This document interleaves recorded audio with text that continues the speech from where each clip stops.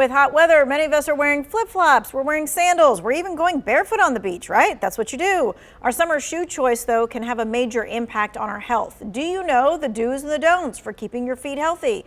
Well, here to answer those questions and more is Dr. Matthew Wagoner with Cone Health Triad Foot and Ankle Center. Okay, so let's just kind of talk about this. First and foremost, I know a lot of people are thinking to themselves, what do you mean I'm not supposed to walk on the beach without shoes? Absolutely. So one of the biggest things we see a lot in the summertime is people coming in, they're at the lake, they're at the beach. I know it's nice, your toes in the sand and the water. It's really easy though to cut your foot on a shell or a broken piece of glass or something, an easy way to get infection. So unfortunately, it is always the best to wear a flip-flop or water shoe or something to try to help prevent any kind of injuries when walking around on the beach or the lake or just out enjoying the warm weather. All right, so is the cuts and stuff like that the top kind of issues of pain that you see from poor shoe choices, or is it other stuff too? You can see all hosts of things from poor shoe choices. Anything from ingrown toenails to blisters to corns to nerve impingements, things like neuromas, heel pain, arch pain. We can see a whole host of different things when it comes to making the poor shoe choices.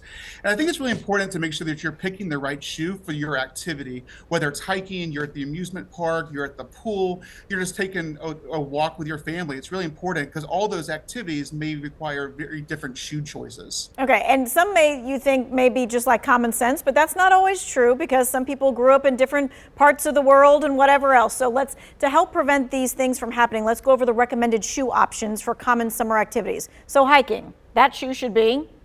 So hiking, it just depends. It depends on what your activity is going to be. Are you going to be in wet weather, walking over rivers? Is it going to be raining? Is it going to be hot? If it's if you're going to be in the water, you need to make sure you're wearing a shoe that's waterproof, that's more aligned to avoid any moisture inside the shoes.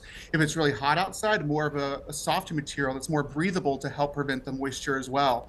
Making sure the fit is really appropriate. You need a shoe that's nice and supportive and that's giving the support that you need. But you also need to make sure in hiking shoes that you have enough wiggle room at the end of your shoes. Imagine going down a hill, you're carrying a backpack, your toes are constantly jamming inside.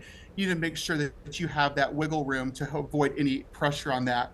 And then also too, the cuff going above the ankle if you need to. If you are prone to having ankle sprains or any instability in your ankle or twisting those uneven surfaces, bringing that shoe above the ankle can help prevent that the twisting motions and give you more stability and more support. And also a shoe for hiking that's more stiff in the sole to avoid walking on rocks or roots or anything like that. You need to have that protection when it comes to hiking shoes. So it depends on which type of hiking you're doing and what the weather's going to be. Okay. And that plays an important role in picking your shoe. Gotcha. Okay. Now, something that a lot of people are going to be doing, they're going to be doing sightseeing. They're going to be doing amusement parks. So lots of concrete or asphalt that they're walking on. What is the best kind of shoe for that?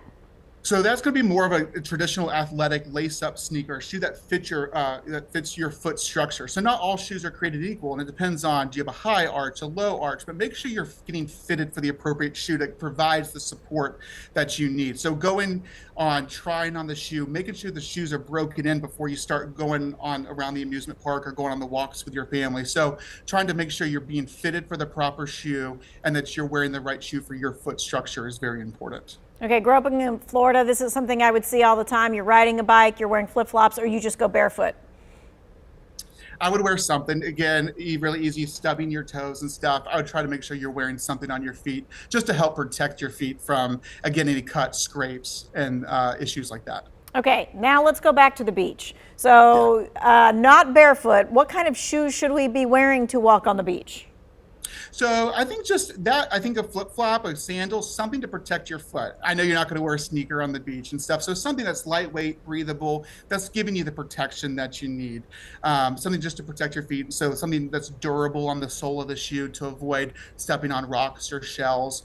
Something that's breathable, that's water resistant to avoid trapping any moisture inside that could lead to other issues as well.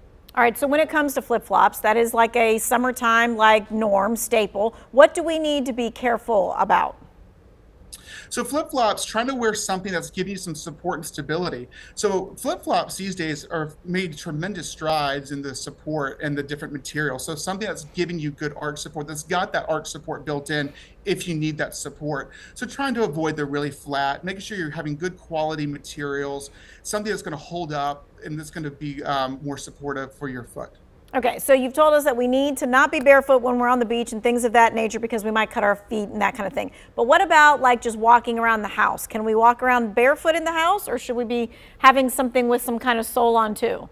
Yeah, a lot of this stuff is actually kind of debatable. People have different opinions on it. I think if you just have no foot issues, you're not diabetic, and you're just walking around, I think it's totally fine to walk around barefoot. And you're going to do it. I think if you have issues or you're diabetic or you've got poor circulation and you've got other comorbidities, I think it is important to make sure that you're wearing a shoe even around the house to help prevent any kind of stepping on any foreign objects or any cuts or scrapes. So making sure you're looking at your feet as well. So it just depends on your if you have other pre-existing conditions that could lead to other issues by going barefoot. Okay, I've got a question on the list, and I've never heard of this before. Recovery shoes. What are recovery shoes, and should they be considered for post-activity use? I think recovery shoes are great. They give you some support, they give you some stability, they're nice and soft, and they really do help with fatigue after activity.